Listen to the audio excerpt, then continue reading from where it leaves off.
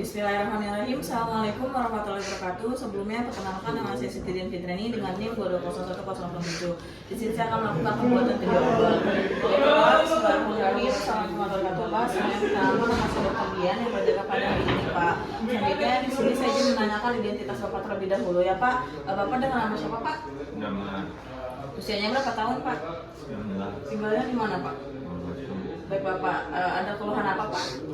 Menginap nyeri di perut kanan bawah. Baik Bapak, selanjutnya di sini saya akan melakukan pemeriksaan fisik pada Bapak. Tujuannya untuk memastikan diagnosisnya apa ya Pak? Apakah Bapak bersedia? Baik. Yang pertama kita inspeksi terlebih dahulu. Kita lihat pasiennya tampak kesakitan atau tidak. Selanjutnya kita inspeksi juga di bagian perutnya, konturnya, datar. Apakah dia datar, distensi, menonjol atau cekung.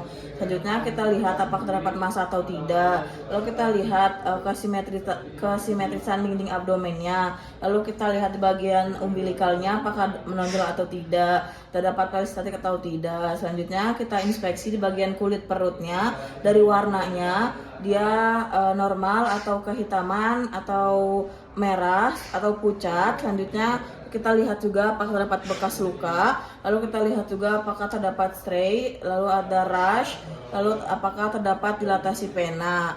Selanjutnya kita melakukan auskultasi menggunakan stetoskop. Kita dengarkan selama 1 menit. Kita rasakan frekuensi ususnya meningkat atau tidak, lalu apakah terdapat urit atau tidak. Selanjutnya kita lakukan perkusi, di mana kita minta pasien untuk menekuk terlebih dahulu lututnya, boleh Pak menekuk. Lalu kita perkusi di bagian perut pasien, dari ke 4 kuadran.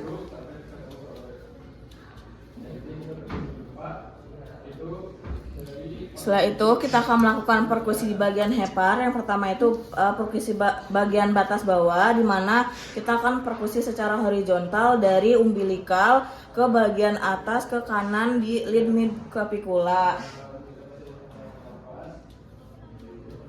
Selanjutnya kita perkusi batas bawah, di mana kita akan menempatkan jari di bagian puting susu bawah pasien. Kita perkusi secara horizontal. Maaf ya Pak. Selanjutnya kita ukur di antara kedua titik tersebut apakah mengalami perubahan atau tidak. Selanjutnya kita akan melakukan perkusi bagian limpa. Kita mulai dari perkusi dada di bagian kiri di linea mid axial di ICS ke-6, maaf ya Pak, ICS ke-6 ke arah bagian patelar.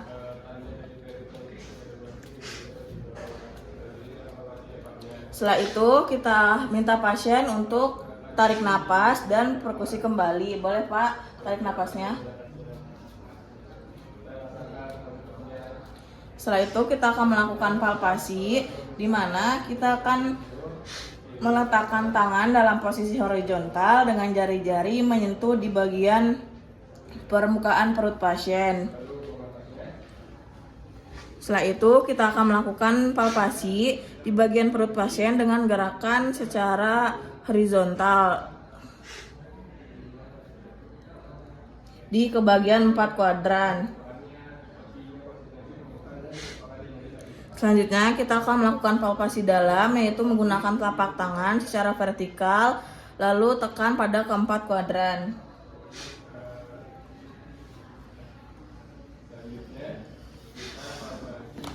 Selanjutnya kita akan melakukan palpasi hepar, di mana kita akan minta pasien untuk berbaring secara rileks, dan dengan kita akan menekuk kedua tungkai pasien. Papa boleh ditekuk Pak. Selanjutnya kita akan melakukan letakkan tangan sejajar dengan ICS 11 dan 12 di bagian posterior. Selanjutnya kita akan meletakkan tangan di bawah di bagian lateral otot rectus pada perut kanan selama membentuk sudut 45 derajat dan palpasi saat inspirasi dan ekspresi. Selanjutnya kita akan melakukan palpasi bagian lobus kanan, di mana kita akan melakukan palpasi di bagian dari mulai regio iliak, iliak kanan sampai kita akan minta pasien untuk ekspirasi. Boleh Pak? Lalu kita tekan. Selanjutnya kita akan melakukan pemeriksaan lobus kiri, di mana kita akan mempalpasi di bagian umbilikal ya, akan menuju epigastrium secara bersamaan.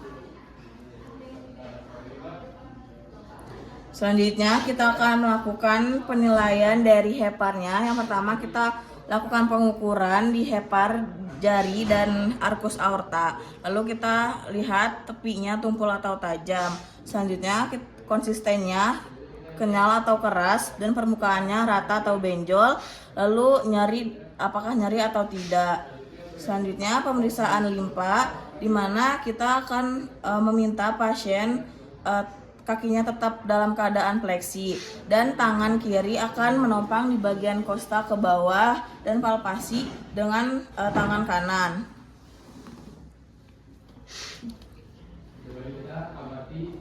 Selanjutnya kita akan melakukan jika sulit melakukan, maka kita bisa lakukan dengan posisi lateral di ductus ke bagian sebelah kanan. Selanjutnya kita akan melakukan palpasi dengan menekan bagian abdomen ke bawah saat pasien ekspirasi maksimal. Boleh Pak? Selanjutnya kita akan melakukan pemeriksaan asites, di mana kita akan melakukan perkusi di bagian umbilikal ke arah ratelar dan atau ke kiri ke kanan.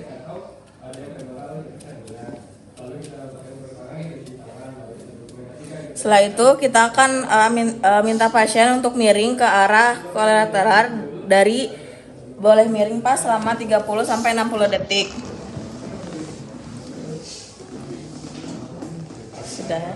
Sudah 60 detik, lalu kita minta pasien untuk berbaring kembali. Selanjutnya kita akan melakukan perkusi di daerah umbilikal secara bersamaan. Lakukan perkusi kembali. Selanjutnya kita akan melakukan pemeriksaan tes gelombang cairan atau tes undulasi, di mana kita akan meletakkan tangan di bagian sebelah kiri dan kanan perut, lalu kita rasakan getarannya apakah berlebihan atau tidak. Selanjutnya kita akan melakukan pemeriksaan appendicitis, di mana kita tanyakan kepada pasien nyerinya di bagian mana, lalu kita minta pasien untuk batuk. Boleh Pak, batuk. Selanjutnya kita akan melakukan identifikasi terlebih dahulu, apakah terdapat tahanan atau apakah terdapat kekuatan dan nyeri. Selanjutnya kita akan melakukan pemeriksaan roping sign, di mana kita akan melakukan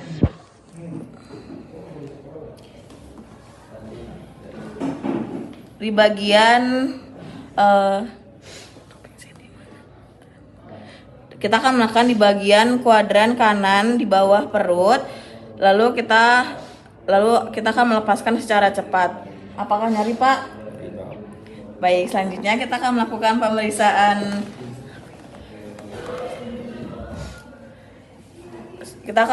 pemeriksaan pesawat sign, di mana kita akan meminta angkat pasien. Boleh Pak angkat? Apakah terasa nyeri atau tidak? Nyeri Pak? Selanjutnya kita akan melakukan pemeriksaan obstruct sign, di mana kita akan menekukan pasien, lalu kita miring ke kanan dan ke kiri, apakah terdapat nyeri atau tidak. Selanjutnya kita akan melakukan pemeriksaan hernia inguinalis. Boleh Pak berdiri.